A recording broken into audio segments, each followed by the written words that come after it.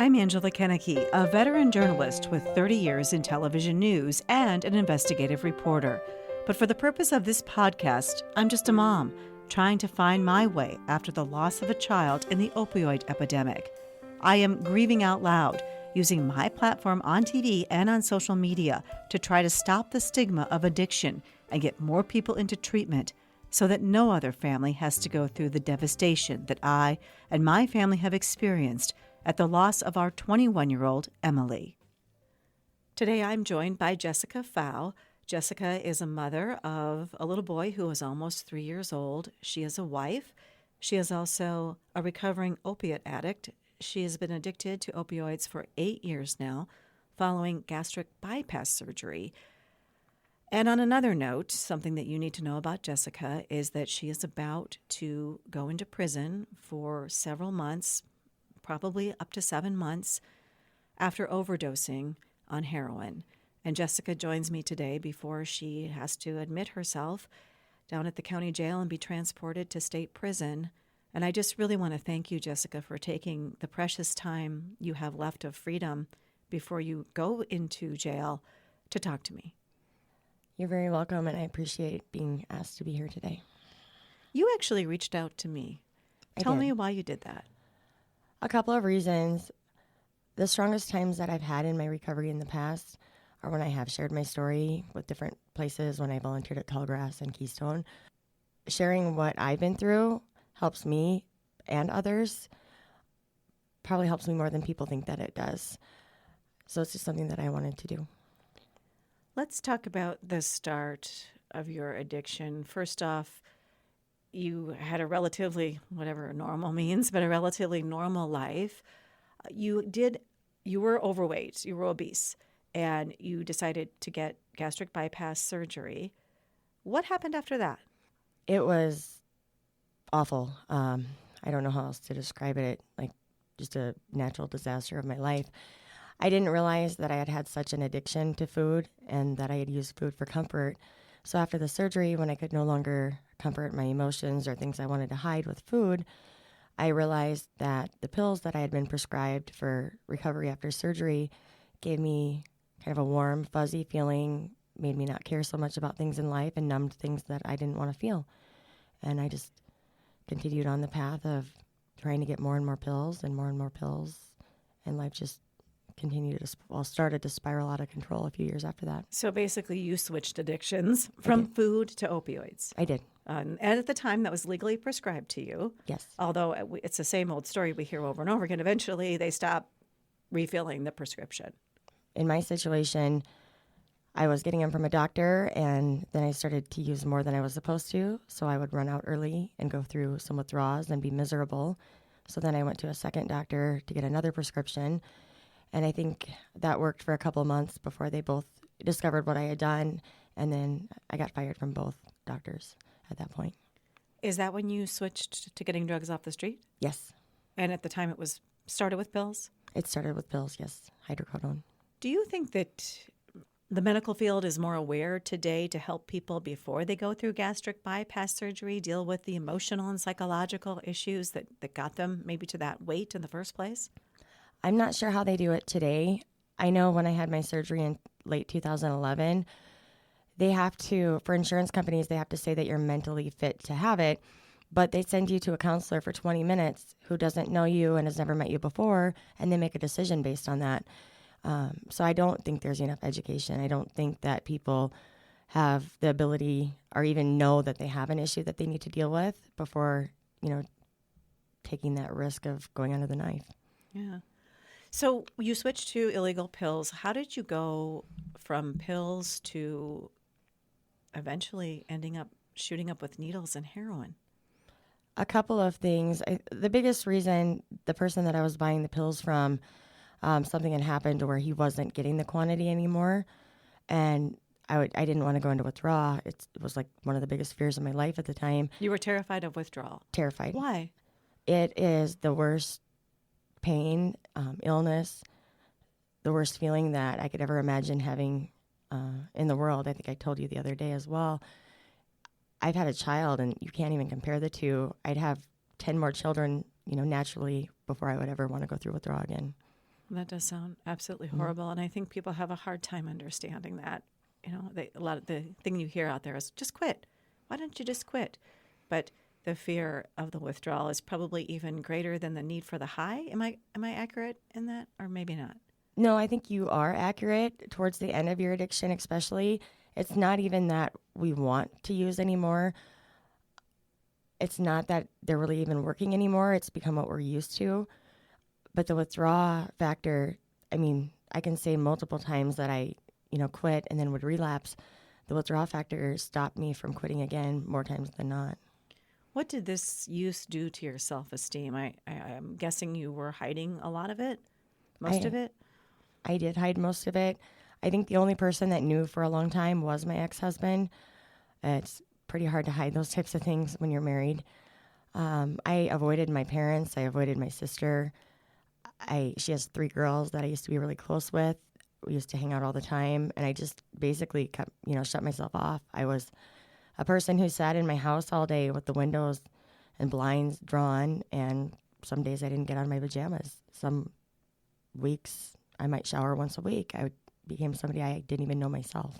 What did your parents, what did your sister, what did they think was going on?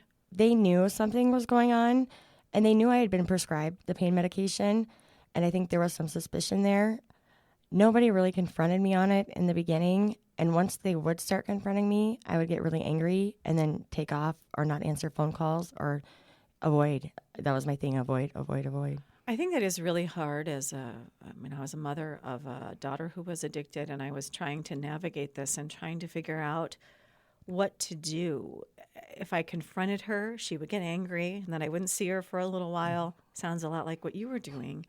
What is the best way? What is there something that could have gotten through to you at that point that your mother, father, sister could have done?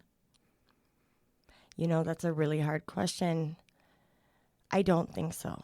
I think at that point in time that I was so addicted and so wrapped up in what I was doing, I wasn't going to listen to anybody. If they had put me in treatment, I'm not sure I would have stayed unless I was court ordered to be there. I know there was a couple of times my parents talked about, involuntary committals. Involuntary commitment, yeah. Uh-huh. And before they could ever get anything done, I would end up in jail. And that was probably the only thing that stopped me for, I don't know, 3 or 4 years was when I would go to jail. That was... You'd get picked up for what? Ingestion, distribute? What were you getting picked up for? DUIs a lot in the beginning. The pill use. So you were driving under the influence of opioids or of alcohol or all of the above? Both. When you have an addiction like I do, eventually there's a lot of problems that start to happen in your home. And I would get drunk or get high, and I would get thrown out of the house. And so I'd wait. A lot of the times I'd get thrown out of the house, and I wasn't really ever picked up driving. I would be picked up sleeping somewhere, passed out somewhere. Behind the wheel. Behind the wheel. Mm-hmm. And I think, don't get me wrong, there was times I was driving as well, but it's just been a bad run. Yeah. How much shame goes along with everything that you've been through? That's probably the worst part of it. In several of the treatments I've been through, the counselors have picked up on that pretty quickly, and I've done some papers on it and a little research on it, and the shame has been terrible. What are the thoughts that go through your head that make you feel ashamed? I'm a mother, and I'm a wife, and my little boy needs me. My parents didn't raise me this way at all. I know somewhere deep down that I'm better than this, but at the same time, when my addiction takes hold of me, I don't care about anything but that addiction. And I feel like I should be the mother that I know I can be, the wife that I know I can be, the daughter and sister that I know I can be, but I can't pull myself out of it. And it causes me so much shame that a lot of times I dig deeper into the addiction to try to cover it up. To escape from it, Mm-hmm. to escape from the feelings of shame. Yeah. Well, that makes sense. Logically or objectively, you can understand that addiction is a disease of the brain and not a character flaw. I do now, yes. You understand it, but yet you still get emotional when those feelings and those thoughts that come into your mind about how, you've hurt people and you should be better than this and you weren't raised like this. those thoughts still stick around. They always are there. They're better now. I've learned different ways to cope with the shame. I know that in order to stay in recovery and not to go back to the drugs, to relapse, to die, that I have to find a way to get through the shame completely. And it's something that I work on every day. You know, I work on it with a counselor. I work on it with different people in church, with gratitude lists, anything that I can do to try to remember that I'm not that person. It's hard. I think sometimes we fall into the trap of feeling sorry for ourselves because I was born differently and my brain has always been wired differently. So I think that's all part of why we go back, because we're not able to push through that. When you say your brain is wired differently or you were born differently, what do you mean by that? You know, when we had a lot of debate in my family and with everybody else about whether this was a disease or not. So we've all done our fair share of research. And then my mom was talking to me one day, and she noticed a lot of things that she hadn't thought of before. When I was 2 years old, I wanted to be like the other kids in the neighborhood, and I wanted to learn how to ride a two-wheel bike. And I stayed outside basically from sunrise to sunset that day. I refused to come in for meals. I refused to come in for anything until I learned how to ride that bike. I wouldn't put it down. She's noticed when I start a book, I read cover to cover. I'll stay up till 4 a.m. to read it because I can't put it down. So there's some way that your brain is wired, you think, that kind of sets you up for addiction. I think so. I think anything that I like, whether it's healthy or unhealthy, I become obsessed with it. I do too much with it. I'm not able to have any self-control. Mm-hmm. And so you've been in and out of treatment, in and out of jail. Mm-hmm. Started with drug court. DUI court. DUI, Mm-hmm. but didn't complete it? I did not. I was in the program for 2 years. The first, I'd say, year and a half of it was pretty good. I was 30 weeks pregnant when I entered the program. After, I think my son was born, he was 3 weeks old. I was sent to New Start by DUI court. And the things that I learned at New Start kind of changed my life at that point, I thought. And I managed to stay sober for about a year and a half. So you were sober during your pregnancy? I was. And then after your son was born? I was sober my entire pregnancy except for one slip I had at 20 weeks pregnant where I did drink a little bit of alcohol. And that's how I ended up in DUI court, because I was on probation at the time and called a friend who ended up calling my probation officer, and I got detained, thankfully. And that stopped you from using during your pregnancy, other than that slip up? Yeah, it did. I was told I could never have children. When I found out I was pregnant, it was the biggest blessing in the world to me. It's all I ever wanted was to be a mother, so I didn't want to do anything at all to screw it up. And after your son was born, did you remain in recovery? I did.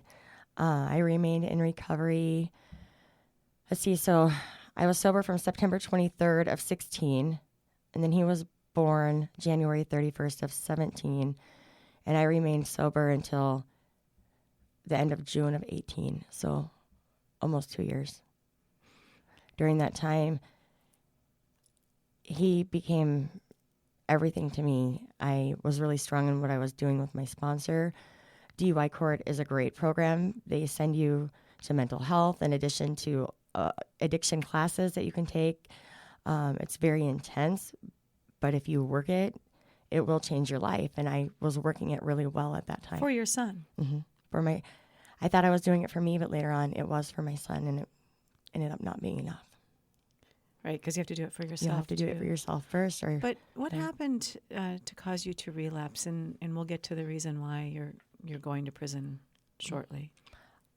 I was working one day, and I had the worst pain that I've ever had in my life in my stomach, and I tried to work through it, and eventually I started sweating, and I was clammy, and I knew something was really wrong. And I called my mom. She picked me up and took me to the ER, and they found out that I had an ulcer that had perforated, so my stomach contents were basically all over my abdomen. So they had to do an emergency surgery, so I didn't die. And I was given Dilaudid in the emergency room for the pain. I would black out from the pain. So the doctor made a decision to give me Dilaudid, which is basically synthetic heroin or legal heroin, Even though they were aware that you were an addict. They are very aware. I have a family doctor that knows everything. It's listed in charts at McKinnon and Sanford that I'm an addict and don't give her this in the ER. But at that point, he knew my life was on the line and made the decision to do it anyway. The doctor did before I had surgery. And did having that in the hospital cause you to relapse? Yes, I believe so, because once you can be as strong as you think you're stronger than anything in the world, but once that substance enters back into your body, I wasn't me anymore. I felt like I was a different person. I felt like the drug had taken over. Everything just felt different. And instead of being about my family, it was about the drug again. And for the first couple of days after the surgery, I was taking them for pain. And then I realized that I was asking for them in addition to I didn't need them as often as I was asking for them because of how I felt on them. Mm-hmm. And did you go back to using heroin shortly after you got out of the hospital then and stopped using the pills? Or how long ago was that you had the ulcer? That was June of 2018. I was prescribed probably enough pills to get through the middle of July. And then I knew I didn't want to come off of them. But being in DUI court, for the most part, we have UAs our drug tests, probably 11 to 12 times a month. I knew with opiates and myself that it was about a 24 to 36 hour window for them to be out of my system. I think in the beginning it was twice a week. I found somebody that did have Dilaudid that I would buy, a 2 milligram pill for $25. Probably, I think it was twice a week. And then it escalated towards the end. And it was either Dilaudid or heroin, whatever I could find. Do you think you could have survived that surgery without Dilaudid? What's your opinion now looking back? I mean, it's pretty hard to guess in the moment, I'm sure. I could have. It would have been excruciating. It was in the time they took to decide if they were going to medicate me or how they were going to do it. I didn't think I could have survived without anything else. Looking back on it, I think that our bodies are able to survive more than we think that they can, and I probably would have been just fine. But you start using again. Your son is how old at this time? He'll be 3 in January. He was about 1.5. Mm-hmm. Right. How did that affect your ability to be a mom when you started using again? I justified it as well by not using around him, not bringing it into our home. A lot of times on the 2 days a week that I would choose to use, he was with his dad. So I didn't think it affected him at all until later on when I realized just how much it did. Because even if I wasn't using, I was thinking about the next time I could or how I was going to take money without my husband knowing what it was for. It was a lot of my whole life. So you go back to a lot of lies and a lot of just hiding things. And that affects everybody around you, whether you think it does or not, right? Right. Everybody. And I mean, your whole life becomes a lie. So what happened that brought you to this day where you're facing going to prison? I wouldn't quit with the pills back in June, July, August of last year. DUI court could see that there was a shift in my attitude. They weren't exactly sure what was going on in the beginning. And then they did figure it out, and I had to admit it. And then I was put on house arrest for 90 days. And towards the end of that, I had some issues with the house arrest. They did think I was using again because I had been so dishonest throughout that nobody really knew what they could believe anymore. So I got terminated from that program, and that was December of last year. I got sentenced to prison. With DUI court, basically they'll suspend your prison time if you successfully complete the program. Right. So if you're facing drug charges or, in your case, a DUI charge, they will say you can go to DUI court, and if you successfully complete it, we'll suspend. You don't have to go to prison. You'll Correct. have it hanging over your head, basically. Yes. Yeah. So once I failed it, I got put in front of the judge, and she gave me, I think, 4 years with 1 suspended. I had a lot of credit for a lot of time I had sat in county. So when I went to Pierre, I sat in Pierre for 60 days. I went home on an ankle monitor. And you were missing your son, I bet, a lot. Terribly. How was it in prison? Well, it was a women's prison, women's state prison, for 2 months. Mm-hmm. What's it like there? It's awful. There's drama. There's cat fights. There's no treatment there. There's hardly any. Are most people in there for drugs? I would say, I heard the statistic. I think 75 to 80% of the women that are there for drugs or alcohol. or maybe it's even a secondary thing sometimes. So what kind of treatment? Tell me, what kind of counseling, what kind of treatment did you get there? If you want to see mental health, they really don't have a lot to do with you if you're going to be there for anything less than 6 months. Otherwise, they're not going to be able to help you. They'll tell you in an emergency that you can call them or kite them, but they don't really do anything to adjust any medications or look at those needs that you may have. As far as any treatment, they don't have chemical dependency treatment at all right now, other than MRT, which is a class. They used to do another class, Sabisa, but they don't have the staff to do that right now either. The last time I was there anyway. So there's not. So you weren't getting treatment for addiction while you were in there? No, not at all. Did you attend any of that class? Did you attend any of those classes? I did outside of prison after I was released in February. But when you were in prison? No, nothing. You're in just prison. sitting there without any treatment, without any drugs. Did you go through withdrawal? Not that time. By the time I got to prison, I hadn't used since August. It was just for the suspicion of lying. So when I went in December, it had been, I think, 4 months since I had used. So what was that like, being away from your little boy?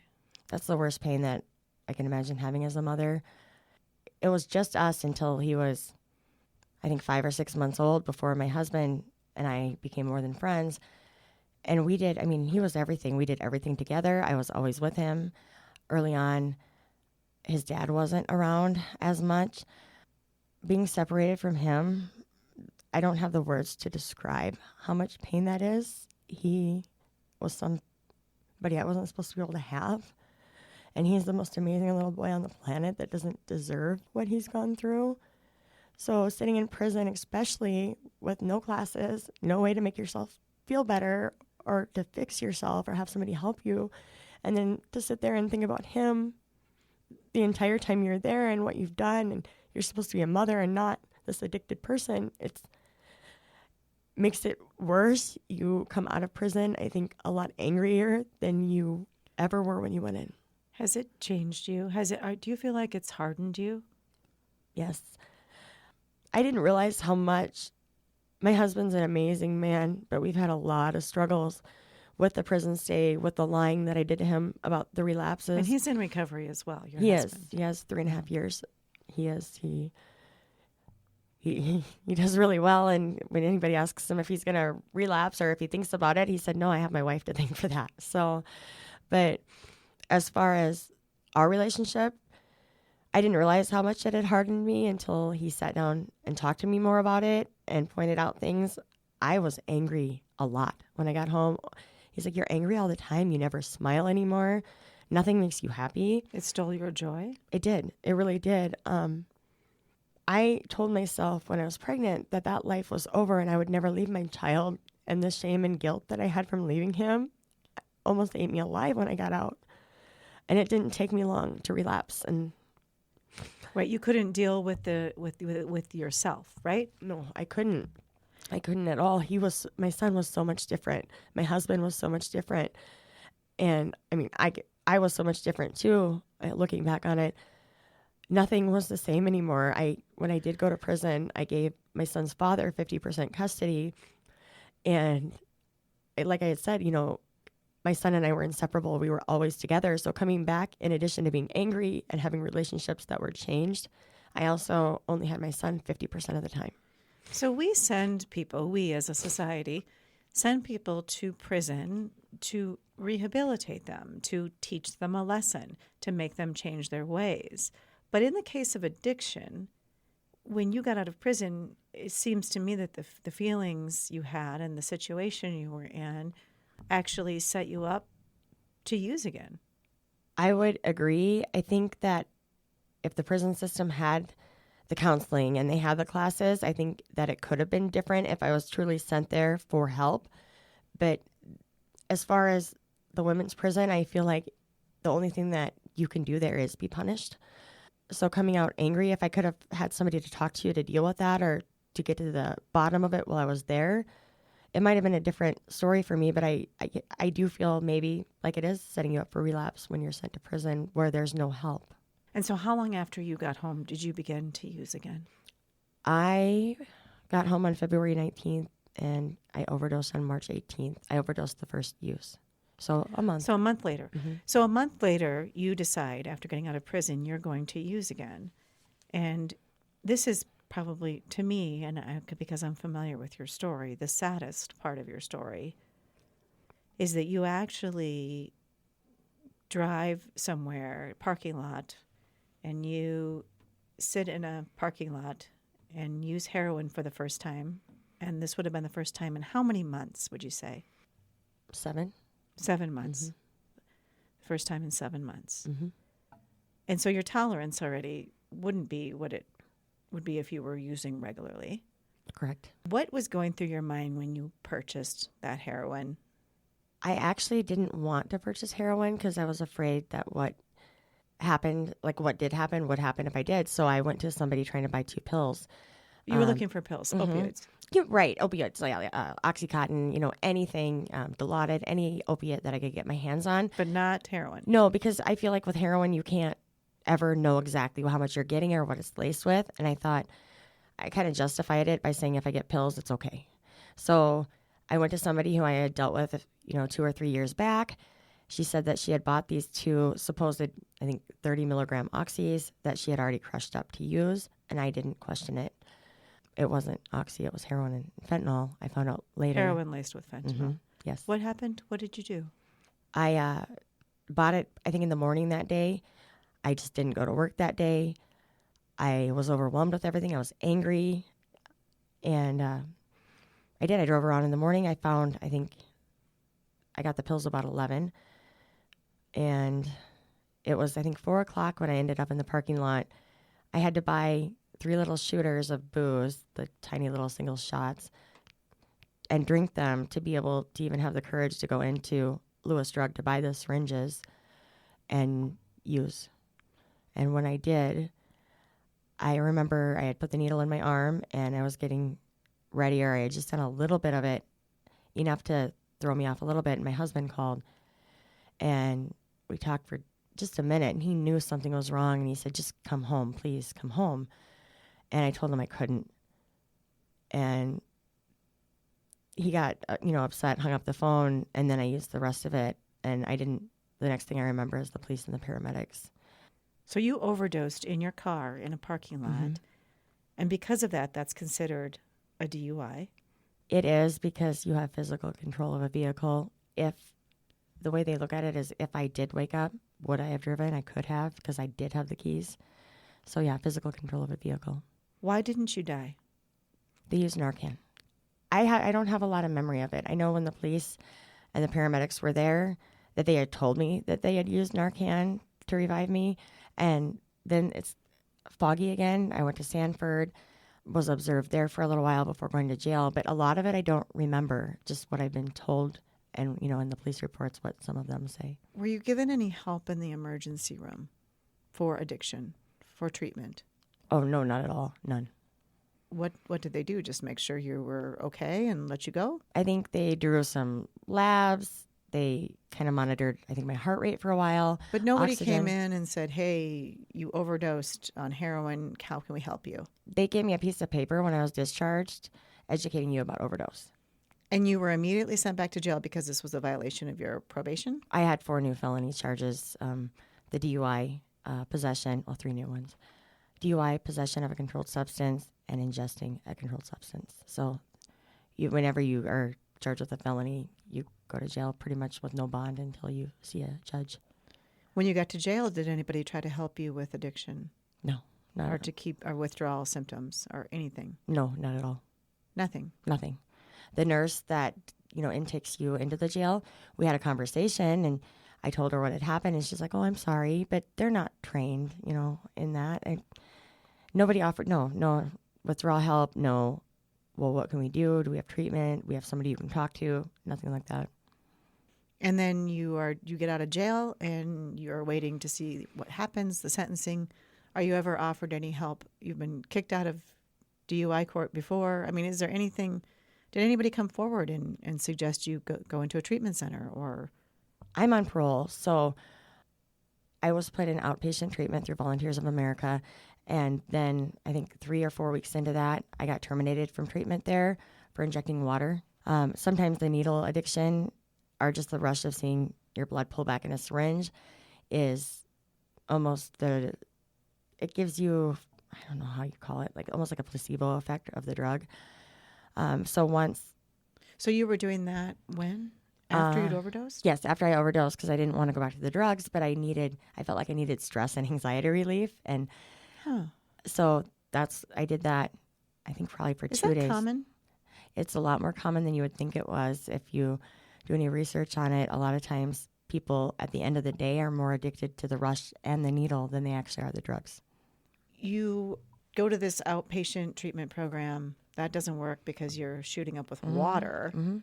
Then what happened? My parole officer at that point in time, I think he had a large concern, and I was detained that evening, and I went back to prison to wait for a bed at the Glory House. He didn't feel comfortable any longer letting me go back home. As far as anybody getting me the help from that point, the overdose to now, parole has been the best. They have gotten me into the halfway house and the classes and the treatment that I've needed. Those things at the Glory House helped you? Without a doubt. What was it that helped you the most? A lot of the staff there, they take the time, they're educated, and they're willing to stay late, to come early. They're willing to do what they need to do to help you through what you might be going through. But I was put in a class also that I never took before. It's Sabisa. I can't remember exactly what the letters stand for. But I have a lot of risky thoughts. Even if I'm not using, I think I can go hang out with somebody that maybe I used with once, and you can't because that memory is going to come back, and it puts you at a really big risk. It teaches you more how to replace those things with better thoughts. So it's a lot of replacement thinking. I learned probably more out of that class than I have in anything else that I've done. What about getting medically assisted treatment? Have you ever been offered Suboxone, any kind of medically assisted treatment? No, never. What do you think of that? Would you like to try that? At this point, like today, at 7 months sober, I don't believe 7 so. months. You have 7 months right now. The thing about medically assisted treatment is it has been shown to be the only thing that really works long term. I think it's something that I would be open to. My concern with that, I don't know how it works. I've never been advised, what you do when you're on Suboxone or any of that. I always find a way to abuse medications, and that would be my biggest concern, is that I would find a way to abuse it. And no two addictions are alike. Mm-hmm. Each addiction needs to be treated individually because no two people are alike. No two brains are exactly alike. But you got this help. That has helped. You've been sober for 7 months, but now it's time to basically pay the piper, right?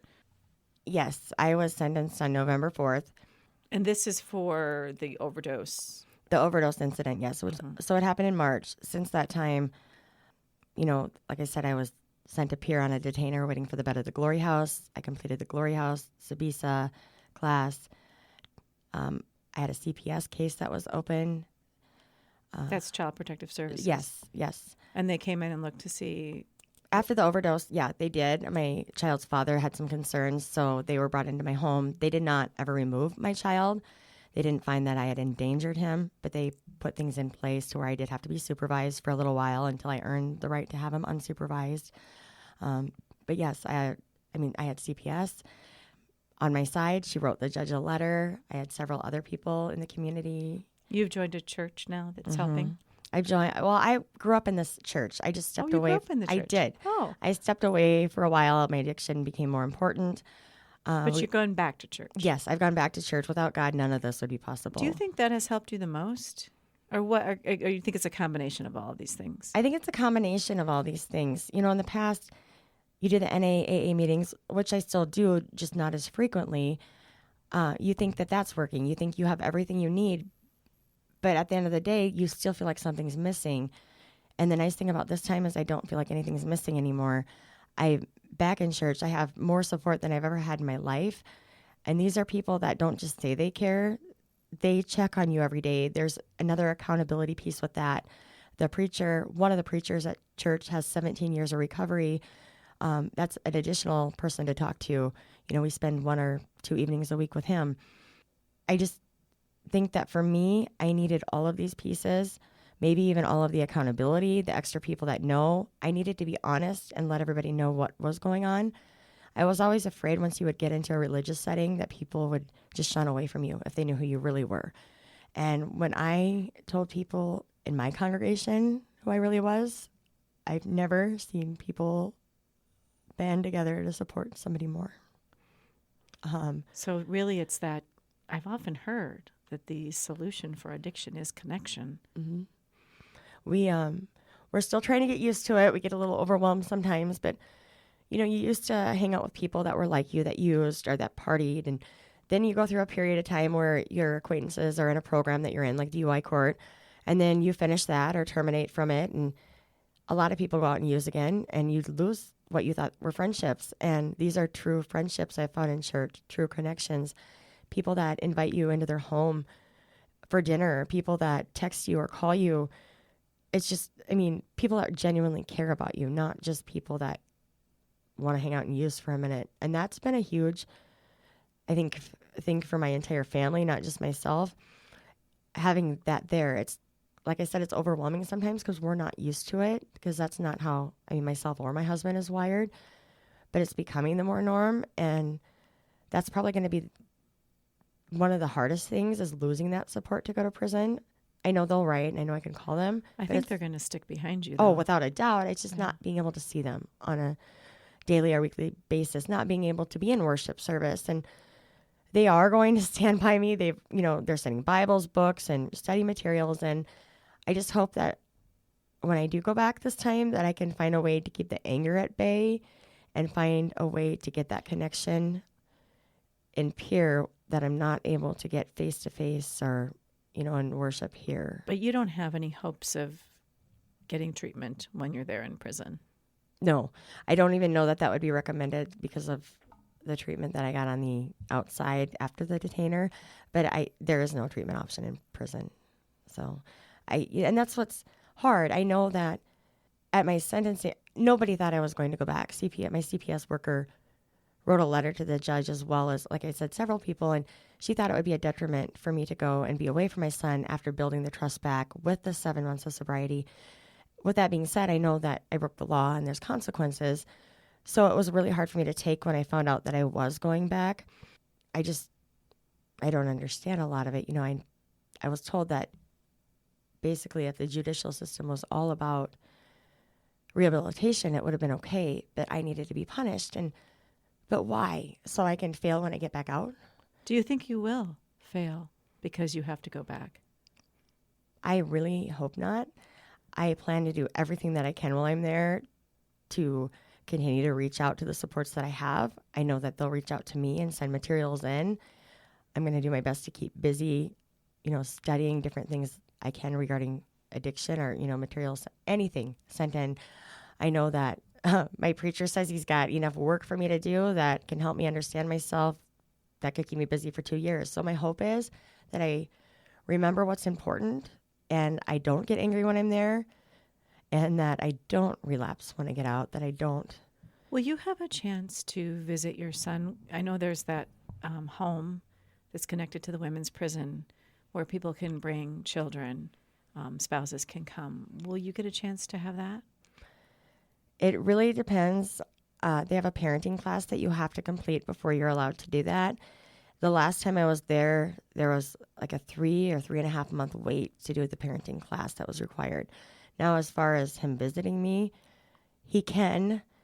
The problem there is my husband's a convicted felon, as is my child's father, so neither one of them were approved visitors the last time I was there, and they would be the two that could bring Sam. What about someone from your church? Could they bring him? Most likely. I think you can. I'd have to go back and double check the visitor list, but I think you can have 2 people from church on your visitor list. So, yeah. Would that help you if you're able to see your son during this time, which could be up to 7 months? You're hoping. I know that it's less. Mm-hmm. I know my parents could bring him too. Possibly. They're a little bit older, and I know it's harder for them. But as far as helping,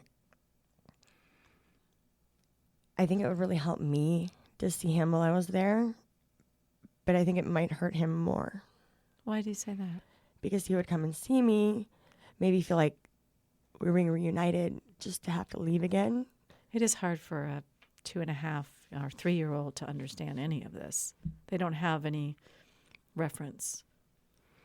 No, they don't. He's pretty smart. I think he understands a little bit of it. Once I got home from my detainer and peer in the halfway house, it took him quite a while to fully trust me again that I was going to come back to daycare and pick him up when I said I was going to. He always had a little bit of fear that I wasn't going to. And then it was like one day everything changed. And then he trusts me now. I can drop him off in the morning and he's like, Mommy, be back. Mommy, be back after nap. And that's really hard because you can't explain to an almost 3-year-old that, you know what, that's not going to happen for a long time. So we try to tell him I have to go away and I'm going to talk to him on the phone. But I don't know what's right and wrong. I haven't figured out like how I feel morally about whether I want to bring my child into prison to help me when it may hurt him. Mm-hmm. So I don't know. It's hard. Mm-hmm. What do you think could have made a difference earlier on to you? Is there anything maybe somebody that loves you or society could have done? What could have changed your path here? I'm not sure. I had a great childhood. My parents are wonderful people. You know, my dad coached my softball teams. My mom, she had a daycare for a while. Our house was always, they were always welcoming to friends or anything. They were always that way. And I don't think there's anything that they could have done differently. I know my dad's a fixer. That's what he does for his job. And that's been the hardest part about this for him is there is no way he can fix me. And I think at this point he may have started to accept that. But just in the last year, it's really hard they don't understand. They don't know what they've done wrong. They question it a lot. I often hear that at the root of all addiction is trauma, and that trauma can really be different for everybody because what can be considered traumatic for one person may not be traumatic for the next. Or was there an early on trauma in your life that you think led to that empty feeling where you were looking for something to fill it, whether that be food or heroin? There was, when I was under the age of 5, there was some trauma that I really don't want to elaborate on any you further. Don't have to, and no. I know you're not asking me to. I just wanted to. There was some trauma that happened, and I do believe that it may have had a little bit to do with it. I think after you go through certain things as a young child, that you're just different after that. So.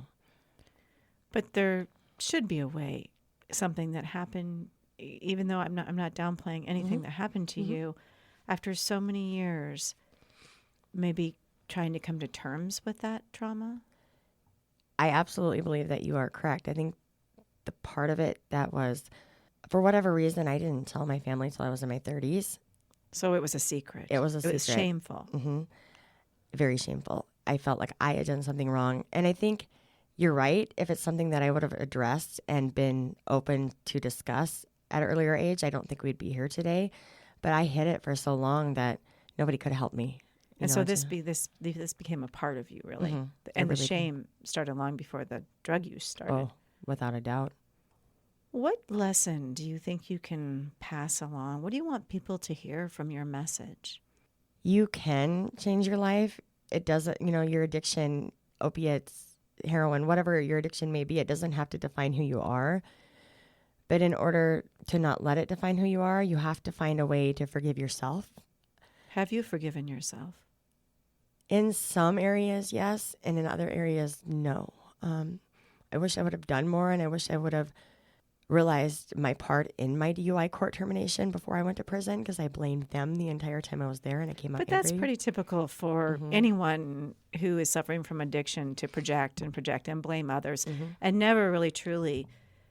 It's just so painful and so shameful to take on the responsibility for everything that has happened. It is. So recovery is possible. And I know that I report to jail to go to prison in 2 days, but my life has never been better. And that probably sounds awful. But what I mean by that is I have more support than I ever thought possible. My husband and my relationship is on the mend. It's better now than it has been previously in any of the previous months. My parents, there's been times where they don't talk to me when I get incarcerated. We spend a night or two a week with my parents, having dinner. My mom told me the last time we were over there that if she could go for me, she would. And that's not something she would have ever told me before now. If you want to change, you can. But at the same time, just because I'm going back to prison, I don't have to let that define me either. I have to remember that, with everything and all the steps that I've been taking and with the gifts I've been handed by people that have helped me, my entire life has changed for the better. So if what happened in March had to happen for me to get here today, and if I have to spend 7 months in prison to have a good rest of my life instead of continuing the way I have been going, then it's all worth it. It doesn't have to end badly. You can get help, you can change, and you can love yourself again. Well, thank you. We will end on that note, and we'll be following your story. I know this is going to be a very difficult few months ahead of you. I just wish you the best and hope that you can stay strong, although I don't think it's just a matter of being strong. I truly believe that addiction is a disease of the brain, and you have a disease that's being treated outside of the medical system, and we need to change that. We do need to change that. I completely agree with that. It's a scary thing. People die every day that don't have to. Right. Well, I'm glad that you didn't die from your overdose and that you're here to share your story. Thank you. Thank you very much. I believe we can all learn from each other as we walk through life, and by sharing our suffering, we can lessen the suffering of others. Until next time, wishing you faith, hope, and courage. To read my blogs and join us in our mission, just go to Emily's Hope at paintingapathttorecovery.org. Also, please rate and review this podcast. Thank you.